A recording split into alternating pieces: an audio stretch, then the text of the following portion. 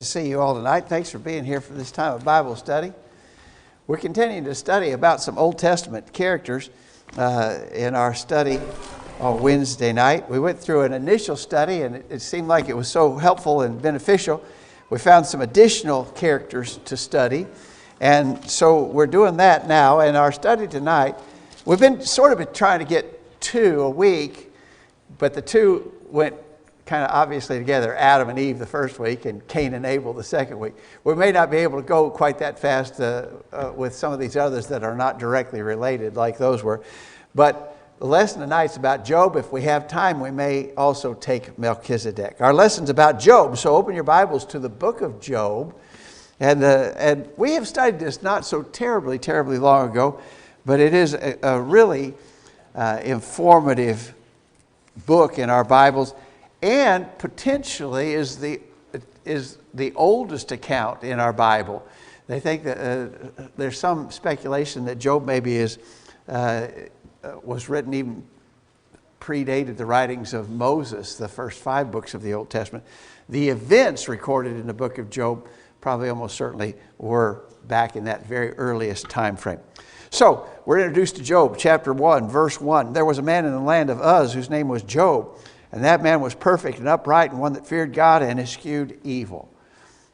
All right, so Job was a servant of God in ancient times, probably predated Abraham, likely, or at least in that same sort of time frame. He was in the land of Uz, but of course his geographical location is not as significant to us as the description given him. Perfect and upright, one that feared God and eschewed or hated, avoided, despised that which was evil. We're asked about the name of Job and its meaning in our study guide. And there's a lot of uncertainty exactly about what the name Job meant. I found different definitions. One definition was he who weeps or cries. Obviously, in the book of Job, there's going to be a lot of mourning that takes place in the case of Job. Another author suggested it means he who returns. And so Job's life just became a disaster, but he came back from that. He returned from that disastrous turn of events. Another source said the name of Job means he who is persecuted by an enemy. Well, Job was certainly that. All of those descriptives fit Job, but they fit Job after the fact, not before. In other words, when Job's mother named him Job, he had not suffered such great loss. He had not been exposed to weeping and mourning. He had not been persecuted by his enemy. So what happens sometimes with these Old Testament names, and we know that Old Testament names almost always carry meaning and significance, but the meaning and significance was attached after the fact, not before these individuals lived. And so I think that's probably the case with Job. His name came to mean that, one who returns, one who's persecuted by an enemy, one who has experienced great mourning and weeping. All of that's true, and so all that's true in the life of Job, and so his name over time came to mean that. Not that it meant that when his mother named him, but it came to mean that after the fact. I think that's probably the explanation. He was a blessed and prosperous man. Verse 2, there were born unto him 7 sons and 3 daughters, had 10 children, and his wealth, verse 3. His substance also was 7,000 sheep, 3,000 camels, 500 yoke of oxen, 500 she-asses, and a very great household, so that this man was the greatest of all the men of the East. Probably that last phrase is most meaningful to us. I mean, I don't know. Are you rich if you have 3,000 camels? Yeah, probably, but I don't know. I never had camels. I don't know whether 3,000 camels makes you rich or not. Apparently it does, because it says that he was the greatest of all the men of the East. And so very wealthy. So here's kind of a unique case. A very wealthy man who is also an extremely godly individual Job, at the start of this story, I think you would say that Job's got it all together. I mean, everything's working, and he is prospering. So I've actually taught a sermon on this in time past. Verse 4, his sons went and feasted in their houses, every one his day, and sent and called for their 3 sisters to eat and drink with them. And it was so, when the days of their feasting were gone about, that Job sent and sanctified them, and rose up early in the morning and offered burnt offerings according to the number of them all. For Job said, it may be that my sons have sinned and cursed God in their hearts. Thus did Job continually. The sermon that I preached about that years ago dwelt on that expression, it may be that my sons have sinned. And so he was offering sacrifices to be sure, to make sure that everything was taken care of and all the bases were covered, and so to speak. There's a principle there that I think is a worthy one for us all. We want to be sure. We don't want to take any chances with our souls and our eternal destiny.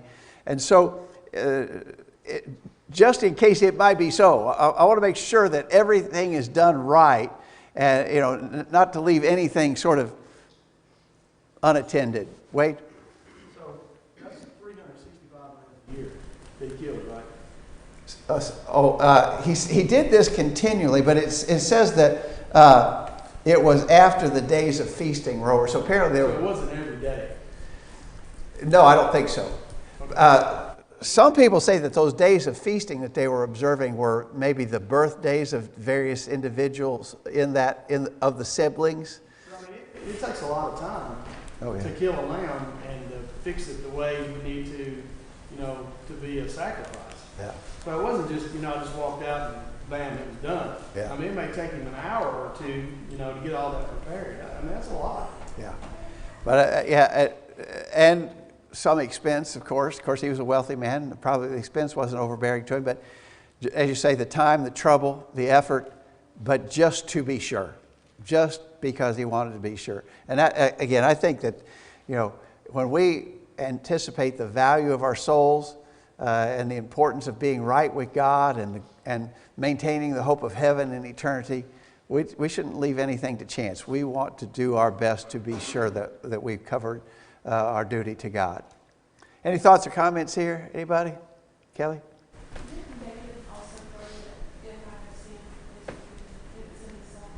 Yeah. I've drawn a blank now, but he had that same kind of expression. Yeah, I think so too. Tina? Like we talked about how God is not going to hold the father's sins against the son, and the son's sins against the father. So with Job sacrificing like this, would that have covered the sins of his sons, or would it be kind of like us praying for our kids today? God's always demanded repentance on the part of the sinner. In other words, I can't do it for you, and you can't do it for me. And I would think that would still be the case there. He's offering these sacrifices, but you wouldn't think that a righteous man like Job, his children over here, and they're just wild as they can be. They're wicked and immoral, and he's over here offering sacrifices for them, and they're just over there just doing all kinds of perverted stuff. I don't think that's the case. Being the just and upright man that he was, you'd think that he was a leader in his family. And so he was leading them in these regards too. I don't think he was doing it independent of their actions. That wouldn't be consistent with what we understand about what God requires for sin. Monty? I think probably during this time, Job would have been considered the patriarch of his family. Yeah. And God dealt with the patriarchs. We know, like he would have been the priest, so to speak, yeah, in his family. So this would have been an obligation that he would have had to take care of these things, these sacrifices for his family members. So he felt very strongly about it. He was very conscientious about it, and he was doing everything he could do to make sure that he and his family was right with God as the patriarch and spiritual leader of his family. I think that's right. I think it's exactly right. Wade? Yeah, and kind of going on with what he says, I think when the law was instituted, the chief priest held a yearly sacrifice for the people. So maybe that was kind of what he was in the place, you know, since he was the patriarch of the family. Yeah. Maybe that was kind of something that. And we don't know the details about God's instructions in that patriarchal age. And so we're just a little bit in the dark on that. But he certainly was concerned for the spiritual well-being of his family. I think we could say that without fear of contradiction. All right. So you know well what happens. And there's some real questions that, I mean, the text raises some really curious questions. Verse 6, now there was a day when the sons of God came to present themselves before the Lord, and Satan came also among them. And the Lord said to Satan, whence comest thou? Then Satan answered the Lord and said, from going to and fro in the earth, and from walking up and down in it. And the Lord said unto Satan, hast thou considered my servant Job, that there is none like him in the earth, a perfect and an upright man, one that feareth God and escheweth evil? Then Satan answered the Lord and said, doth Job fear God for naught? Hast not thou made a hedge about him and about his house and about all that he hath on every side? Thou hast blessed the work of his hands, and his substance is increased in the land. But put forth thy hand now and touch all that he hath, and he will curse thee to thy face. And the Lord said to Satan, behold, all that he hath is in thy power, only upon himself put not forth thy hand. So Satan went forth from the presence of the Lord. The big question here is, what about this?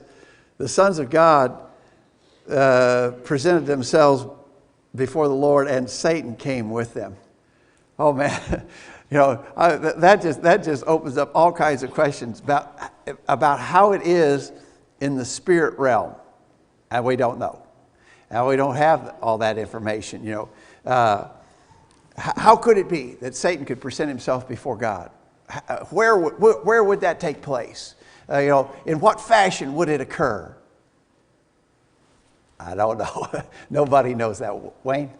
I think the simplest explanation for this verse is that the sons of God were the children of the serving God, just like the sons of God in every age are children that are serving God. Yeah. And Satan does come among us and try and tempt us to do that was the deal. So this is not a scene up in heaven where some place is. I can't imagine Satan having free reign among the spiritual kingdom in heaven. Yeah. So it can't be that. But it can be that the sons of God came to present themselves before God, and he's there tempting them. Okay, so your argument is, I think it's a sound one. Your argument, the expression sons of God, we are sons of God. And so when the sons of God, those who serve God, presented themselves to God, probably perhaps in times of worship and so forth, and Satan was among them. He's among us. We're the sons of God, and he's among us. And so that presented the occasion for God to engage this conversation with Satan. I like that explanation. And he's always there trying to get us to stop following God, to cause us to be so concerned about the things of this life that we just don't consider spiritual things. Okay, good explanation. That helps me. I think that's a fair way to describe it, because if it is just something that happens off there in the spirit realm, we don't have very much insight at all as to what happens in that realm. But as Wayne said, it could just as easily be explained as that the sons of God were mortals on earth who were assembling themselves together to present themselves before God, and Satan was among them. That works, because I think that description certainly applies to mortals who serve God. We are the sons of God as we seek to serve him. And we know 1 Peter 5 verse 8 says that Satan is like a roaring lion, stalking about, seeking whom he may devour. And so that all seems to fit. I like that, Wayne. Thank you. Dan?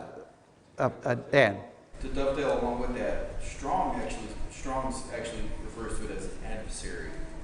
So, or someone, or an adversarial figure. So maybe that kind of might dovetail along with it. Do you think that maybe it's not necessarily referring to Satan, but wickedness, or something of the such, instead of the actual Satan itself? Oh, I don't know about that, Dan. I would think that this is not concept. This is a being, an individual being, I would think there, because God engages him and there's a conversation back and forth. So I think this probably is the spirit being Satan who God interacts with here on this occasion. Wayne, did you have a thought? That's just what I was going to say. There's a conversation that exists between them. So there are two spiritual beings. And I think this whole passage here gives us the background information into how Satan gathers us and tries to get us into his kingdom and away from God. Yeah. This is not something that just happens to Job. This is something that God gives us insight into the spiritual realm that goes on for every person that lives. Yeah. Satan's So trying to take what you're saying, I think, and it kind of boggles the mind, but God would say, have you considered my servant Wayne? And Satan says, yeah, let me try this. But we also know that God said, you can only do this much to Wayne. Yeah? And he limits Satan. 1 Corinthians 10:13, that he won't allow us to be tempted above that we are able. And so this is kind of an interesting idea that what's mind-boggling about it is how does God handle all that? How does he keep track of all these situations? You know, what is there? There's 8 billion people in the world now. How does he deal with every individual person when there's 8 billion of us? It doesn't tax his capabilities at all. He's not strained by that in any way whatsoever. So we see in this episode that God restricted Satan. Satan could only do what God allowed him to do. And that is also true of us. God, in regards to the temptations that are placed before us, Satan is restricted. God only allows him to do so much. God knows God knows our abilities. He knows what we can handle or resist, and He won't allow us to be tempted above that which we're able to bear. And He gives a way of escape. So, you know, again, God knows us all, and I think it's an interesting thought to think that this kind of a back and forth between God and Satan effectively is the case for all of us, and always has been. I always thought it was kind of interesting that when God says to Satan, have you considered my servant Job? Satan's response basically was, yeah, it's driving me crazy. He is just, I'm just can't get at that guy. It's just driving me nuts that I can't get him to sin. But he said, actually, the reason why I can't succeed is because you've built a hedge around him. I can't get at him because you've got him so blessed and so protected that there's no way to approach this guy. He's got everything that he could possibly want. Everything's going so perfectly in his life. Why would he even think about doing otherwise? Why would he change when everything in his life is perfect already? I can't get at him. You've built this hedge around him. And God said, well, I'll let you do this much. And see what happens. Job says, but if you were to put forth a head, if you would withdraw all of these blessings, He'll curse you to the face. And God's response to that is sort of like, yeah, let's see. I don't think so. Let's see it. Let's see about that. I'll give you authority to do so much to Job. Monty? I think it's important that we understand what this was mentioned a minute ago, that God puts limits on the devil. I've known people that felt like the devil was more powerful or as powerful, or even more powerful than God. But these passages here in Job teach us that the devil can only do what God allows him to do. God is more powerful. Because if I was the devil, and he's obviously a rebellious being, and if I was the devil and had the power when God said, do whatever you want to, just don't touch him, I'd have struck him with something fierce and terrible right then. And then the next occurrence when God says, do whatever you want to, just don't kill him, I'd have killed him dead as a hammer right there on the spot just to show him I could. So it's a lot of comfort. It should give us a lot of comfort to know that God is in control. He is and He does limit the devil, and the devil is bound by those limitations that God puts on him. Yes, that's exactly right. A good lesson here is that it proves that Satan truly is limited to what God permits. Eric? Well, I'm curious, at the beginning of 10 it says, he questions him, have you not made a hedge around him? What do you think that means? And does Job get some sort of special protectors. Yeah, well, remember who's saying it. It's Satan. I mean, he know. I would assume that he knew. So I think the hedge around him was this idea that his life was so fully blessed and everything was going so well in his life. So why would he be tempted to do anything otherwise when everything he's got is just ideal? So I think the hedge was not so much that God, because in contrast to that, Eric, notice, in contrast to the hedge, he says, in fact, I think he sort of explains that at the end of verse 10. Thou hast blessed the work of his hands, his substance is increasing. But put forth thy hand now and touch all that he hath, he will curse thee to thy face. So the hedge was what he had. I think the end of verse 10 and verse 11 explain that the hedge, which is just an expression for protection. You know, if you had a vineyard, you build a hedge around it. We would say a fence, but they used actually plants and build a hedge around their vineyards. And that was to keep wild animals and others. So the idea of a hedge is just a protection. And I think the protection that Satan's complaining about is, you've blessed him so abundantly that I can't tempt him with anything because he got everything he wants already. But if you take it away, if you take away the stuff he's got, then I'll get at him and he'll curse you to your face. So I think the hedge was just the abundant blessings that he enjoyed up till this point in time. Wait. But, that kind of makes the point, too. The more we have, the more can be taken away. And the more we have, the easier it is for us to tie ourselves to this world. Yeah. Because when things are taken away, it's easy for us to be tempted to do things that we shouldn't do because, we've lost things that we put so much treasure in. Yeah. Yeah. And that's what Satan thinks will work on Job. Take away all these blessings and we'll see how genuine he is. We'll see how faithful he is. So Satan jumps immediately upon the opportunity that God has presented to him. Notice verse 13. There was a day. So what happens? How is the hedge knocked down?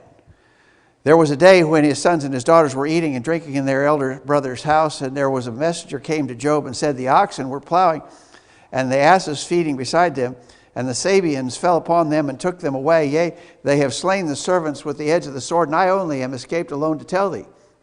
While he was yet speaking, there came another also and said, the fire of God is fallen from heaven and has burned up the sheep and the servants and consumed them, and I only am escaped alone to tell thee. I'm sure that probably is talking about lightning. Verse 17, while he was yet speaking, there came also another and said, the Chaldeans made out 3 bands and fell upon the camels and have carried them away, yea, and slain the servants with the edge of the sword, and I only am escaped alone to tell thee. And while he was yet speaking, there came another and said, thy sons and daughters were eating and drinking wine in their eldest brother's house. And behold, there came a great wind from the wilderness and smote the 4 corners of the house, and it fell upon the young men, and they are dead, and I only am escaped alone to tell thee. Wow. You talk about bad news in rapid fire succession. And that's what we've got here. So basically everything that he's got is taken from him. So again, Eric, to your question, I think that's what Satan perceived as the hedge of protection that God had around Job. And he took it all away in a day. And boom, boom, boom, boom. It was all taken from him. Isn't it interesting that in every case, Satan made sure there was one survivor to rush back to Job and tell him what had happened, bring the bad news. And so the bad news comes and just quickly one thing after another. And then Job's reaction to it. Job arose and rent his mantle and shaved his head and fell down upon the earth and worshipped and said, naked came I out from my mother's womb, and naked shall I return thither. The Lord gave and the Lord hath taken away. Blessed be the name of the Lord.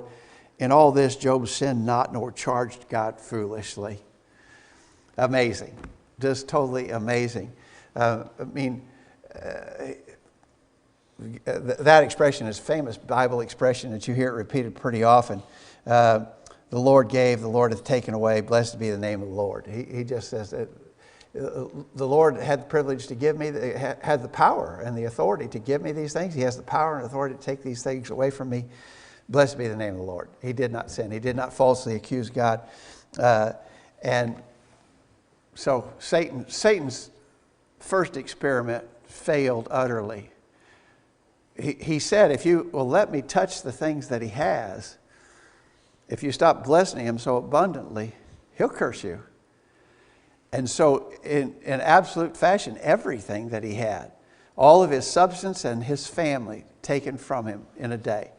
And yet even in the I mean, you talk about body blow after body blow, that spiritually that's what Job was experiencing, and he didn't sin. Paul?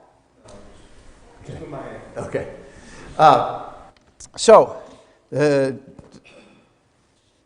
he's not done yet. Satan's one of the things that you got to say about Satan is he is absolutely tireless in his pursuit of his agenda. His agenda is to cause men to sin and be lost eternally, to cause men to sin and be alienated from God. That's his objective. That's his goal. And he's tireless in pursuit of that. He never wearies. You know, at this point you'd think, Satan says, "Oh, wow, I give up. Yeah, I tried. I give up. I can't do anything with that guy." He didn't give up. And so as we get into chapter 2, we see the follow-up. Again, there was a day when the sons of God came to present themselves before the Lord, and Satan came also among them to present himself before the Lord. And the Lord said to Satan, "From whence comest thou?" And Satan answered the Lord and said, "From going to and fro in the earth, and from walking up and down in it." Stop this there for a minute. I like the tie-in of that with 1 Peter 5, verse 8. Satan walks about as a roaring lion, seeking whom he may devour. Well, here Satan acknowledges, that's why this walking, going to and fro in the earth, walking up and down in it, that's not just, for exercise. He is seeking victims. So all this going to and fro and walking up and down is seeking victims whom he may entice to sin. The Lord said to Satan, "Hast thou considered my servant Job? There is none like him in all the earth, a perfect and upright man, one that feareth God and escheweth evil, and still he holdeth fast his integrity, although thou movest me against him to destroy him without cause." And Satan answered the Lord and said, "Skin for skin, yea, all that a man hath he will give for his life. But put forth thy hand now and touch his bone and his flesh, and he will curse thee to thy face." And the Lord said to Satan, "Behold, he is in thine hand, but save his life."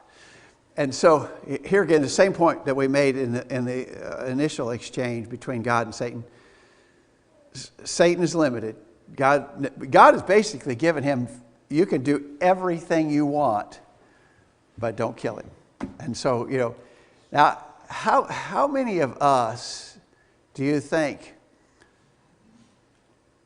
So God is engaged in this same sort of interchange with Satan, as we said earlier. I don't think any of us are going to be at that level where God says, "You can do anything to him you want, just don't kill him." We're someplace. Here's Job. He's way up here in his faithfulness status. We're way down here, someplace lower. God knows where we stand. He knows what we're able to endure. He won't let us be tempted above our ability to resist. But in the case of Job, he knows Job. And you'd have to say God knows how that's going to turn out. He already knows how that's going to turn out. Because he wouldn't have let Satan have that authority if he thought Job couldn't resist those kinds of temptations. And so he basically gives Satan full authority to attack him personally and bodily to the point of death, up to but not including death. So it says in verse 7, "So Satan went forth from the presence of the Lord and smote Job with sore boils from the sole of his foot unto his crown. And he took him a potsherd to scrape himself withal, and he sat down among the ashes." Oh man. So probably this is a description that we can't even fathom. The degree of physical agony that Job suffered, covered in boils. I think all of us would understand it to be extremely painful. And the only thing he has to address that is to take a broken piece of pottery and just scrape the boils on his skin. Sitting down in the ashes, sackcloth and ashes were a sign of grief and mourning. He's just at the depths. I mean, you can't get any lower than this. He's lost everything. Now he's lost his health. He is destitute of all of his wealth, of his family, and now his physical health. I mean, literally everything's been taken from him. Satan's not done yet. Satan enlists, and one of the questions in our study guide was, who did Satan employ to help him in tempting Job? Well, first his wife, verse 9. His wife said to him, "Dost thou still retain thine integrity? Curse God and die." But he said to her, "Thou speakest as one of the foolish women speak. What? Shall we receive good at the hand of God, and shall we not receive evil? In all this did not Job sin with his lips?" So, Satan will do that to us too. Satan will enlist others unwittingly to them, I'm sure, but he will enlist others to try to get at us. And some people are particularly more influential against us than... So, if some stranger in the street came up to Job and said, "Curse God and die," that's not too strong. That's not too helpful. But when his wife said, "Curse God and die," Satan's got potentially the most influential person in the world, and going to use her to get at Job. Doesn't work. And then, of course, in the last verses of chapter 2, we are introduced to Job's friends, or those who came to console him and counsel with him. Verse 11, "Now, when Job's 3 friends heard all that evil was come upon him, they came every one from his own place: Eliphaz the Temanite, Bildad the Shuhite, Zophar the Naamathite, for they had made an appointment together to come to mourn with him and to comfort him. And when they lifted up their eyes afar off and knew him not, they lifted up their voices and wept, and they rent every one his mantle and sprinkled dust on their heads toward heaven. So they sat down with him upon the ground 7 days and 7 nights, and none spake a word unto him, for they saw that his grief was very great." And so these friends of Job, I actually think they probably were doing the right thing to come and try to help him, comfort him. I think it's very impressive that they sat down with him and didn't say a word for 7 days. They just sat in silence and grief with Job over all that he had suffered. So initially, I would say these guys are probably on the mark. They do a pretty good job. What happens after that, though, and then there's a long segment in this book of Job where these 3 friends begin to accuse Job. "Job," they said, "the reason this is happening to you is because you've sinned. You've got some terrible sin in your life that you're not taking care of, and the reason you're suffering is because of this unaddressed sin in your life. Come clean, own up to it, admit it, get it out here. Let's take care of this." And Job just constantly says, I haven't. It's not true. That's not the case. And Job just has to repeatedly affirm his innocence, as these 3 friends who are supposed to be helping him are actually adding to his burden by falsely accusing him of sin that he had not committed. And so the 3 friends turn out not to be so helpful at all. I think their motives were good initially, but in practical effect, they did not do well when it came to offering help to Job. They actually made it worse. And Satan was actually using them to get at Job. And toward the end of the book, they almost succeed, because Job says a few things in an accusation against God toward the end of the book that he has to actually repent of at the end. Wayne? These 2 chapters seem to be devastatingly horrible, but the silver lining that is in these 2 chapters that sometimes gets lost is look at the confidence that God has in his servants to withstand evil. God is the one who presents Job before Satan. Satan doesn't ask for anything. God presents Job to Satan 2 times. Yeah. And so his confidence, and what he's doing is he's setting Satan up for failure with his servant Job. So who loses this fight? Who loses here? Satan loses. Yeah. And the other point of this is God's sovereignty is absolutely bolstered in chapter 2 and verse 3. Because at the end of verse 3 it says, for there is none like him on the earth, a blameless man, an upright man, fearing God and turning away from evil. And he still holds fast his integrity, although you incited me. So God is taking the credit or the blame or the responsibility, I guess is a better word. You incited me against him to ruin him without cause. God is taking responsibility for what he allows. Yeah. And that helps us with a lot of different problems that we come across in exegesis. Like Matthew 5, if you divorce your wife for causes other than adultery, you cause her to commit adultery. How do you cause her? By freeing her and allowing her the ability to remarry. Yeah. And you are responsible for that. And so God is taking responsibility for what he allows. That speaks to his absolute sovereignty. Yeah. Because he's the one that allows it. Satan doesn't do anything that God does not allow. I agree. Good point. Tina.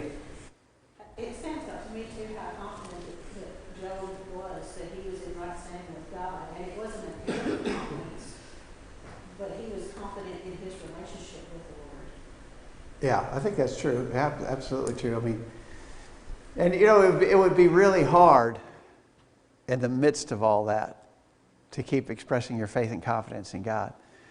But the fact of the matter is, he lost all of his material substance. He lost his family. He lost his health. His wife has turned on him. His friends have turned on him. There's really not anything else left. And yet, I think Job was able to say, you know, he said there at the end of chapter 1, the Lord giveth, the Lord taketh away. Blessed be the name of the Lord. Ultimately, this is all temporary anyway. And I think Job had the spiritual maturity to be able to realize that. This is just now. This is just here. There's a hereafter. You know, and that's something we've got to keep in mind, that, you know, things can get really bad in this world. And people suffer a lot of things. But the fact is, it's all temporary. And heaven is eternal. And that's what we got to keep our eye on. You'd have to think that a man like Job had that view.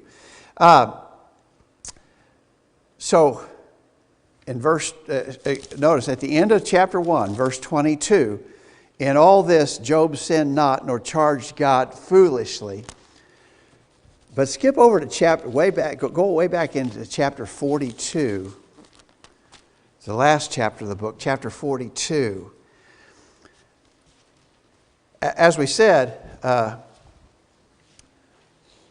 under the provocation of these three fellows who were supposed to be his, and there was actually a fourth one who came along too, but under the provocation of these fellows who were supposed to be helping him and comforting him, Job begins to make some accusations toward God that are not sound. And he really approaches that line, and he's aware of it. He becomes aware of it. Chapter 42, verse 1. Then Job answered the Lord and said, I know that thou canst do everything, and that no thought can be withholden from thee. Who is he that hideth counsel without knowledge? Therefore have I uttered that I understood not, things too wonderful for me which I knew not. Hear, I beseech thee, and I will speak. I will demand of thee, and declare thou unto me. I have heard of thee by the hearing of the ear, but now mine eye seeth thee. Wherefore I abhor myself, and repent in dust and ashes. And so here we see Job coming to the realization that he's basically saying there's things that I don't even have the ability to know or understand that you do. God, you know and understand all things, and my knowledge and understanding is limited, and I've said things that I shouldn't have said. I abhor myself and repent in dust and ashes. And so, as we've studied this book before, we know that he did. I mean, in the course of all this provocation, he got pretty close to making wrong accusations against God and here. But in the goodness of his heart, we see him when he realizes that and acknowledges it, he repents of it. Marty. It seems as Job goes through here, his approach to the line, he kept repeatedly saying, if I could get an audience with God, I'd ask some questions and I'd get some answers. And so when he comes here, then he's saying basically, I've already said too much. Yeah. When God says, I'm going to demand an answer from you now, Job's already said too much.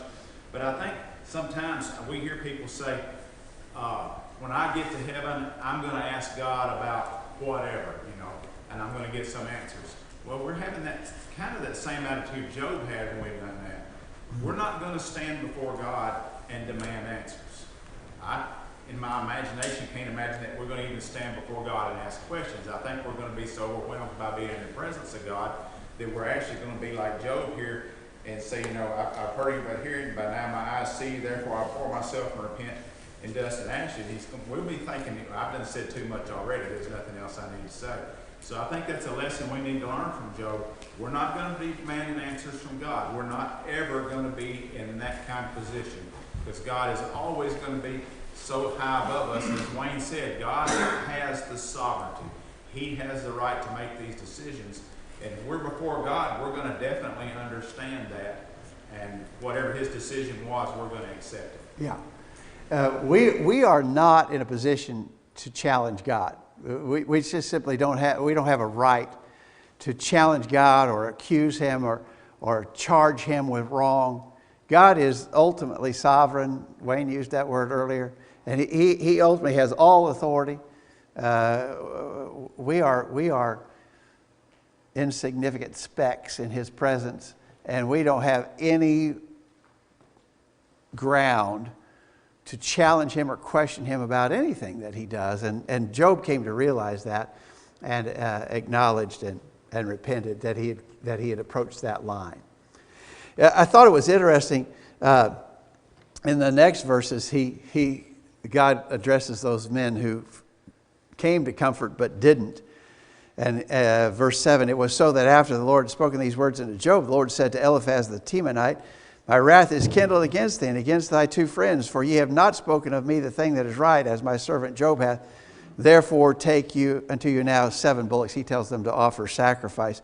And so God was aware of their bad advice that they were administering and holds that against them. Finally, after all these trials, we read at the end of the book, verse 12. Let's see. Verse 10. The Lord turned the captivity of Job when he prayed for his friends. Also the Lord gave Job twice as much as he had before. Then came there unto him all his brethren, all his sisters, all they that had been of his acquaintance before, and did eat bread with him in his house. And they bemoaned him and comforted him over all the evil that the Lord had brought upon him. Every man also gave him a piece of money, and every one an earring of gold. So the Lord blessed the latter end of Job more than his beginning. He had 14,000 sheep, and 6,000 camels, and 1,000 yoke of oxen, and 1,000 she-asses. He had also 7 sons and 3 daughters. And he called the name of the first Jemima, and the name of the second Keziah, and the name of the third, I'm not even going to try that one. And in all the land there were no women found so fair as the daughters of Job, and their father gave them an inheritance among their brethren. After this lived Job 140 years, and saw his sons and his sons' sons, even 4 generations. So Job died, being old and full of days. And so his prosperity was restored to him, even more so than what he had before. Let me ask you this question. Would that necessarily have to be true? Or could he have just said, and Job suffered the rest of his days and died a miserable death in complete and utter poverty? Well, yeah, it could have been that way too. But you have to think that if it was so, Job would have been faithful to the end, despite it, all of that. Job's great man of God, great character, of faithful service to God. We can certainly learn from him. All right, as you look at your study guide, the one that we didn't cover was Melchizedek. I'm going to skip that one for now. We may come back to it later because the next couple sets, actually 2 or 3 sets, really go together well. So Next week, Lord willing, let's talk about Sarah and Hagar. The week after that, Isaac and Rebekah. The week after that, Jacob and Esau. So we've got sort of pairs that go together, and we'll keep looking at them in that way. But make a note, we didn't talk about Melchizedek. We may get back to him, maybe not. But we'll look at Sarah and Hagar next week, Lord willing. Thanks, everybody.